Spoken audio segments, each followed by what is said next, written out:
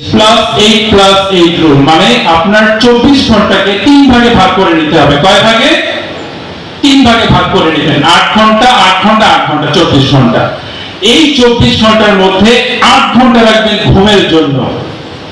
আপনি যে আজকে একটু আগে বললাম এর মধ্যে আপনি কেউ ডাক্তার হতে চাচ্ছেন, ইঞ্জিনিয়ার হতে চাচ্ছেন, প্রধানমন্ত্রী হতে চাচ্ছেন, ডিসি হইতে চাচ্ছেন, এসপি হইতে চাচ্ছেন, আপনারা যদি সত্যি সেটা হইতে চান 6 বছরের জন্য 8 ঘাট পেতে বসেন, টাইম ম্যানেজমেন্ট করেন, রুটিন করে পড়াশোনা করেন, 6 বছর সাধনা করেন, আপনি ওই জায়গায় চলে যাবেন।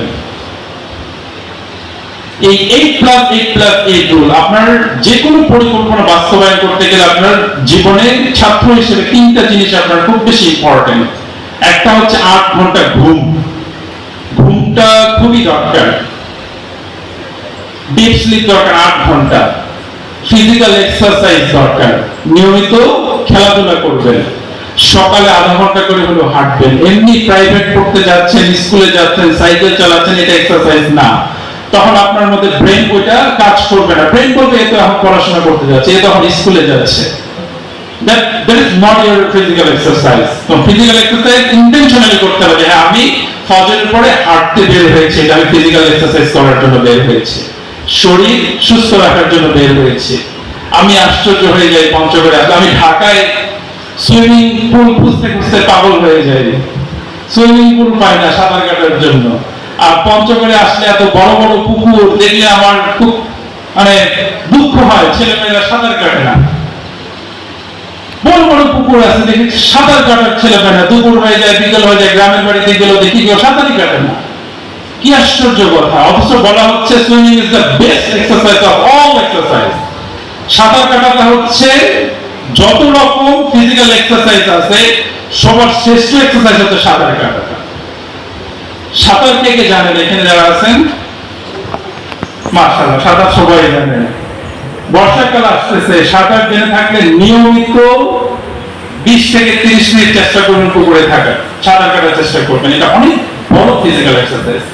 আপনি যে বয়সেরই হন না কেন, এটা আপনার শরীর সুস্থ থাকবে, দেহ সুস্থ থাকবে, আপনার মন সুস্থ থাকবে। মন সুস্থ থাকলে আপনি যেই কাজে যাচ্ছেন সেই কাজে আপনি এনার্জি পাবেন, আগ্রহ পাবেন, প্রোডাক্টিভ হতে হবে। আরেকটা জিনিস এই ছাত্রদের জন্য যেটা বলছি, একটা হচ্ছে ঘুম। ফিজিক্যাল এক্সারসাইজ নিয়মিত করবেন, সাঁতার কাটবেন, না হলে খেলাধুলা করবেন, না হলে শুধু এক্সারসাইজের উদ্দেশ্যে সাইকেল চালাবেন। আর তৃতীয়ত আরেকটা কাজ হচ্ছে হেলদি ফুড। হেলদি ফুড মানে একদম মাছ মাংস বড় বড় খাওয়া এটা না। জাঙ্ক ফুড, প্রসেসড ফুড, অতিরিক্ত ভাজা করা আমাদের মাঝে মাঝে অভ্যাস হয়ে যায়। এটা আসলে বলতে গেলে লাগছে, কারণ নিজে পুরোপুরি আমল করতে পারছি না, এই জন্য। কিন্তু ছাত্র অবস্থায় এটা করতে হবে। এই যে গিয়ে একেবারে তেলে ডুবানো চুবানো খুব ভাজা পোড়া জিনিস না খেয়ে ওটার প্রতি একটা দেশীয় ফল খান, সেটাতে আপনার স্বাস্থ্য ভালো থাকবে। হেলদি ফুডটা আপনার আমার জন্য খুব বেশি ইম্পর্টেন্ট। আপনাদেরকে যে বলছিলাম যে 8 প্লাস 8 প্লাস 8 রুল, এই 8 ঘন্টা ভাগ করে নেবেন। 8 ঘন্টা ঘুমাবেন, বাকি 8 ঘন্টা কি করবেন? রুটিন করবেন যে সবই রাতে 10টার মধ্যে ঘুমিয়ে যাব। আমাদের ব্রেইন ডেভেলপ হয় কখন জানেন? কোন ঘুমটাতে? আপনি সারাদিন ঘুমাইলেন, এই ঘুমে কোনো বরকত ফজিলত নাই, কিন্তু মেইন ঘুমটা হচ্ছে 11টা থেকে 2টা।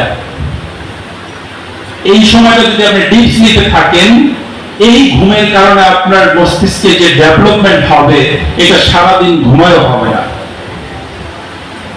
এট এনি কস্ট আপনাকে 11টার মধ্যে ঘুমিয়ে যেতে হবে। এটার একটা পরিবেশ তৈরি করতে হবে আমাদের মধ্যে। আমি যখন ইংল্যান্ডে ছিলাম, আমি যে বাসায় থাকতাম, ঠিক বাসার ওই পাশে দুটা বুড়ো বুড়ি থাকতো, বয়স্ক মানুষ, কিন্তু জব করতো। সন্ধ্যা হয়ে গেলে দেখলাম লাইট অফ। সন্ধ্যার পরে 8টার পরে আমি কারোর লাইট দেখবেন। আপনি ব্রিটেনে যারা গেছেন, ইংল্যান্ডে যারা যাবেন, সাংবাদিকদের মধ্যে অনেকে হয়তো বাইরে দেশের বাড়ি ঘোরাঘুরি করেছেন, বিশেষ করে ইংল্যান্ডে দেখবেন যে 8টার পরে লাইট জ্বলছে না কারো বাসায়। 8টা 9টার পরে পাবেনই না আপনি। ওরা ঘুমায় যাবে, ওরা ডিনার করবে, সন্ধ্যার পরে ডিনার মানে কিন্তু সন্ধ্যার খাবার, তারপর না, সন্ধ্যার পরে খাওয়া দাওয়া করবে, 8টা 9টার মধ্যে সবাই ঘুমায় চলে যাবে। ওরা ভোরে উঠে কাজ শুরু করে, 3টা 4টার দিকে উঠে কাজ শুরু করে, এক স্টেট থেকে আরেক স্টেটে গিয়ে কাজ করে, 300 মাইল 400 মাইল দূরে গিয়েও তারা কাজ করে, সকালে 4টার দিকে উঠে ওখানে গিয়ে কাজ করে আবার ফিরে আসে। আর যেসব বাড়িতে লাইট দেখবেন ওটা বুঝবেন যে এটা এশিয়ান, এটা হয় বাংলাদেশি, মানে পাকিস্তানি, না হলে ইন্ডিয়ান। এখন আমি যে কয়েকবার টেস্ট করে দেখছি যে এটা বাসায় লাইট জ্বলতেছে 10টা 11টা পর্যন্ত, মানে এটা বাঙালি। এই 10টা 11টা 12টা পর্যন্ত লাইট জ্বলতেছে, মানে এটা পাকিস্তানি, না হলে ইন্ডিয়ান। একেবারে যে কয়টা টেস্ট করছি আমি প্রত্যেকটাই পাইছি।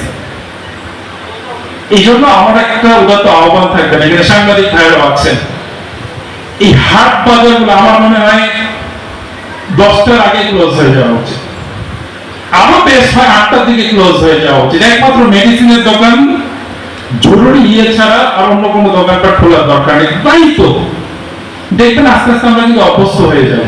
এটা দুইটা লাভ আছে, একটা হচ্ছে আমরা সকাল সকাল ঘুমাইতে যাব, আমাদের বাচ্চারাও সকাল সকাল ঘুমাইতে যাবে। Healthy people healthy nation.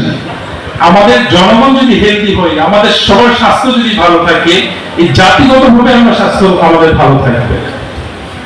সকালে ওঠার অভ্যাস করতে হবে, এইটা সামগ্রিকভাবে করা উচিত।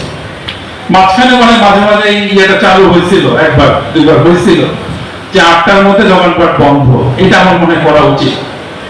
কিছু মানুষ কোনো কাজ নাই অযথা বাজারে আড্ডা দিচ্ছে 8টা 10টা 11টা 12টা পর্যন্ত।